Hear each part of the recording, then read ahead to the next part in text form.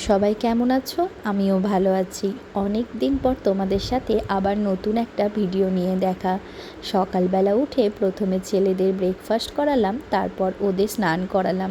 ওদের রেডি করিয়ে আমি নিজেও স্নান করে রেডি হয়ে নিলাম, কারণ আজ মন্দিরে পুজো দিতে যাব। আজ ছিল নীলষষ্ঠী। রেডি হতে হতে আমার ছোট ছেলে ঋষিও আমার সাথেই পুজোর জোগাড় করার জন্য বসে পড়েছিল, কারণ সেও চেষ্টা করছিল আমাকে পুজোয় হেল্প করার। কিন্তু তার হেল্প মানে তো বুঝতেই পারছো আসলে কেমন হয়। আর আমার বড় ছেলে ক্যামেরা নিয়ে নিয়ে আমার পিছন পিছন ঘুরছে, পুরো ভিডিও করার চেষ্টা করছে।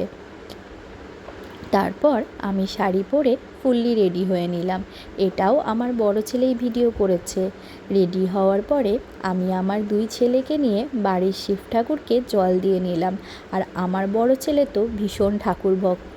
সে তো পুজো দেওয়া নিয়ে ভীষণ ঝামেলা করে যে সে পুজো দেবে। তারপর আমি সব সময় আমার বাড়ির ঠাকুরকে আগে পুজো দিয়ে নিয়ে তারপরে মন্দিরে পুজো দিতে যাই।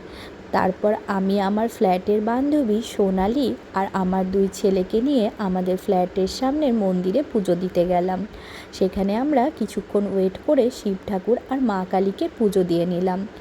এইদিকে আমার ছেলেরা তো ভালোই খেলতে শুরু করেছে, আর তার মধ্যেই চলে এসেছে আখের রস বিক্রি করতে।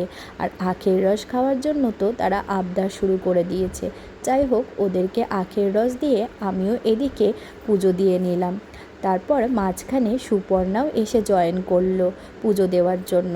শেষ পর্যন্ত আমরা সবাই মিলে বেশ ভালোভাবেই পুজোটা দিয়ে নিলাম। আজকের দিনটা আমরা বেশ ভালোই কাটালাম। তোমাদের ভালো লেগে থাকলে একটা লাইক ও শেয়ার করে দিও। পরের ভিডিও নিয়ে আবার দেখা হবে।